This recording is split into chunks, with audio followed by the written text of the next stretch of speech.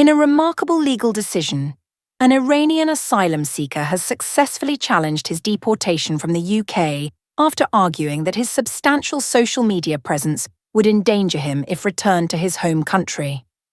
The 39-year-old Kurdish man, who arrived in Britain in 2016 after leaving Iran the previous year, secured the right to have his case reconsidered when a judge determined that his extensive network of Facebook connections warranted further examination. According to reports, the man maintains over 2,500 friends on the platform, where he has shared political views that his legal team argued would make him vulnerable to persecution in Iran. The case took a significant turn when Upper Tribunal Judge Rebecca Chapman overturned an earlier ruling that had dismissed the man's claims as opportunistic and fabricated. While the initial decision suggested he had exaggerated his political stance to strengthen his asylum application, the higher tribunal found that the lower court had failed to properly assess the risks posed by his visible online activity. Judge Chapman stated that the sheer scale of his social media connections constituted a material consideration that had been overlooked, rendering the previous judgment legally unsustainable.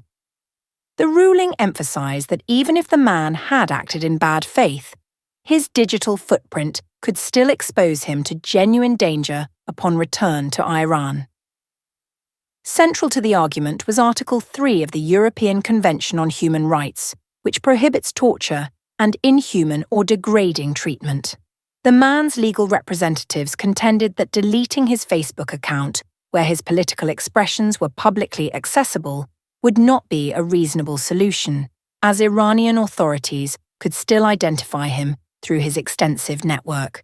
The case highlights the evolving challenges immigration tribunals face in evaluating risk in the digital age, where social media activity can serve as both evidence of personal belief and a potential threat to safety. Meanwhile, the UK government has faced renewed scrutiny over its asylum policies, following questions about potential offshore processing schemes.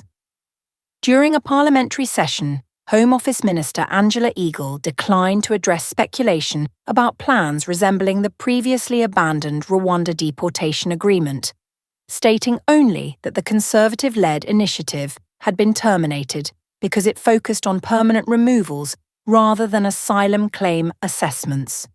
When pressed by Scottish National Party MP Pete Wishart to deny reports of a similar third-country deportation plan, Eagle refused to comment on what she described as leaks.